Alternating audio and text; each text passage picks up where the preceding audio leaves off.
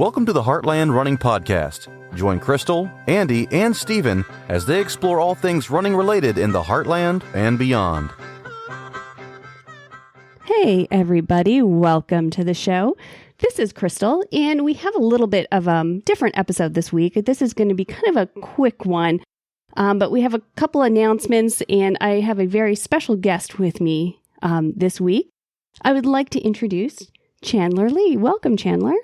Thanks for having me. And Chandler is, for those who don't know, Chandler is Steven's oldest son, so it's very special to have him here. Now, have you ever been on the podcast before?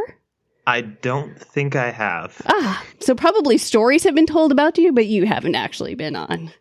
Yeah, I've been lurking in the shadows. That's right. So now we're bringing you to the forefront. One of the things that we wanted to talk about what's going to happen with the show. Of course, with the passing of Steven, we've had a lot of conversations. And originally, Chandler had reached out to me with the question of, kind of what we were going to do from here. And my first reaction was I just couldn't possibly imagine doing it without Steven. And some other people had asked. And so we started thinking. And then Chandler reached out and he said, if you can, I think my dad would really want you to go on. And more people were kind of saying the same thing. And so I'm happy to say that starting next week, we're going to go back to a regular schedule. And we are going to have a weekly show, and we are going to try and go on. So I'm kind of excited about that. What's your feelings on it, Chandler? And kind of what did it mean to your dad? I mean, the podcast was for him, it was a big deal. And I don't want to mean like he worshipped it, like had a shrine in his bedroom. I think he thought about that though. Well, I don't know. I saw he did have the big banner up in his room and stuff too. So that was pretty close. He did have a giant banner in his room, but I think it gave him of course he loved running. Running was his love in his life, the thing he always thought about, his true passion. And I think the podcast gave him an outlet to talk about it, and it gave him sort of a bigger, deeper connection to the running community and the sport as a whole, I don't know how to say it. It really tapped into the heart of what made running special for him. And that was a lot of it, the community and the people. Yeah, I agree. And he also said sometimes he joked around too. It kind of gave him somebody else to talk to about it and gave you and your brother a break from having to listen to him all the time. So, but now you're getting drawn into it, and you've been doing a bunch of running lately too. Yeah, I think I started running 2 years ago. I had been in track for a while. I mostly did field sports though, because I was that kid in high school. But yeah, I do a bit of running, not as far as my dad did. He did ultras and ridiculous miles. I think the furthest I've ever done is a half marathon. So I'm kind of on the low side of miles compared to him. I didn't know, but I think doing a half marathon still is still impressive. And I mean, you're still young, so don't worry. We've got lots of time for you to get into all those big miles. It's coming, right? Oh yeah. I fully expect the withdrawals to kick in soon. No, that's awesome. And so we're kind of excited because we want you to be part of the show. We're still trying to figure that out, but we want to make sure that you have an involvement. And I think that's kind of cool. And what are kind of some of your interests outside of running and everything else? I mean, outside of running, sports wise, I'm getting into climbing. That's fun. If there's any climbers out there. But most of what I like to do is typically around film and photography and video and stuff like that. I've been doing that since I was a little kid. And dad, he would come to me a lot of times for advice when making those Facebook promo videos he did. We'd have some disagreements on them, but well, now's your chance, because I'm thinking I'm absolutely terrible at all that kind of stuff. And we do have a YouTube channel that I feel like doesn't really get used. So maybe there's some good opportunities in that to start getting some cool video stuff out there. Ooh. So we can take it wherever we want to go. So I don't know. I think it's going to be good. And again, I'm really excited that you have the chance to be a part of it. Do you want to share with us maybe one of your favorite memories of your dad? One I can think of.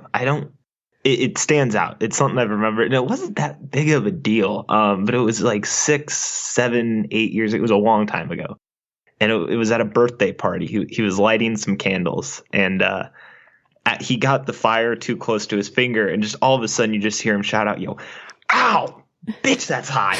And I think there's a video of it out there somewhere, and that was just, I don't know, something about that. It was so funny, and it was just like him, and that's what really stands out. It's probably my favorite memory of him. Oh, I can totally picture that, because he has just those. He was a pretty laid back, even keel guy, but that when he'd get those little sparks, that's exactly kind of how I remember him too. That's very funny.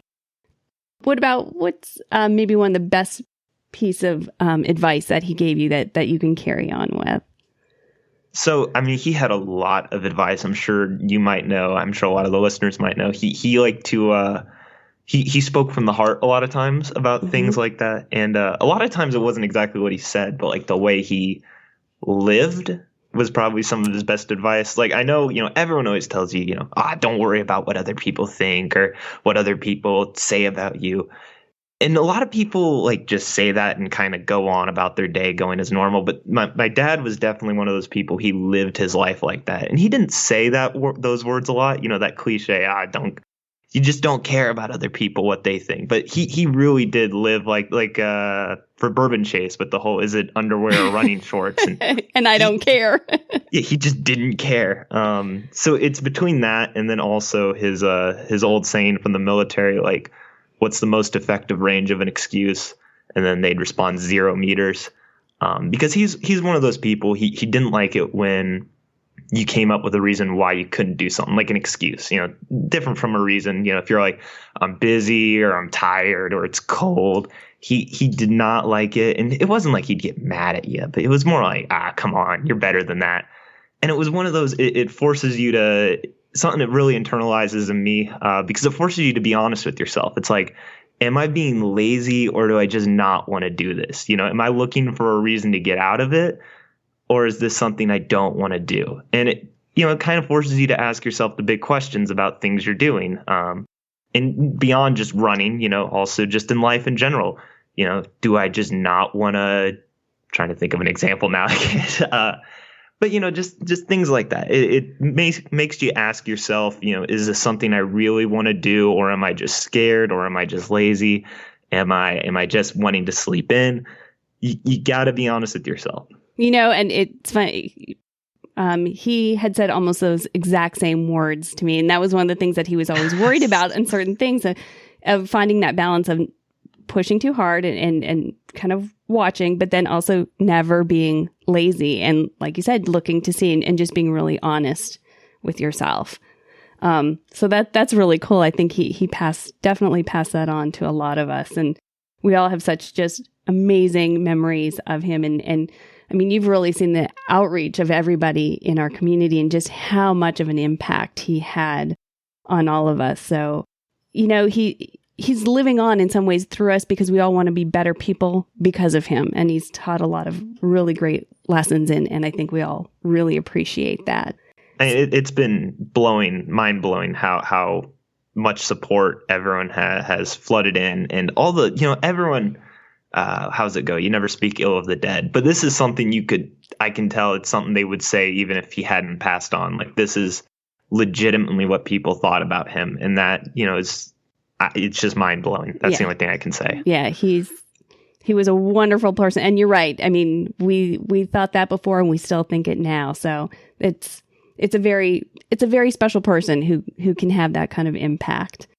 So I'm very happy that we'll be able to work together and have a chance to kind of really continue his, I see it as almost his legacy to keep bringing it on and keep doing the good work for him. So if anybody out there has some ideas on episodes that you want to see, guests, anything like that, feel free to reach out to us. You can reach out to us on Facebook, Instagram. You can also email me directly. My email is krystal@heartlandrunning.com. And some episodes that we do already have coming up, we're going to be talking to one of the founders of the Marathon Maniacs. So that's going to be cool. We also have ultra legend Ellie Greenwood going to be coming on. So we'll learn a bit about her. And she's also going to do a lot of discussions on how to deal with injuries. 2016 was a real rough year for her, where she spent most of it injured, which is always hard at that level, and it's hard for any of us. So that'll be an interesting conversation. And I'm also very excited for this one because this is one that Stephen had been hoping to do for a while, and so we finally got it. When I am coming out to Mansfield next weekend to be there for his memorial, I'm actually going to meet with his yoga teacher. So we all know how much he absolutely loved his yoga, and he had been trying to get her on for ages, and she was kind of very humble about it and wasn't so sure. So I have her committed to sitting down and having a conversation with me, and I may even attempt some yoga, which will definitely bring some humor to it. I am more like the Tin Man. I'm pretty tight and cliche, but I know it's something that Stephen absolutely loves, so I'm kind of excited to be a part of that. So there's definitely a lot of exciting stuff coming. So we want to thank you very much for sticking with us, and we're going to do our best to continue on. Is there anything else you wanted to include in that? Not that I can think of. And that's perfectly fine. So thank you so much. I know you've been like really swamped lately and have a lot going. So I appreciate you taking the time to sit down and kind of help announce this and have some memories of your dad. So really appreciate that. Thank you so much.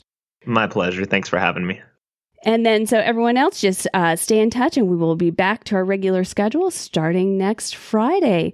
So I'm Krystal, and we will see you next week.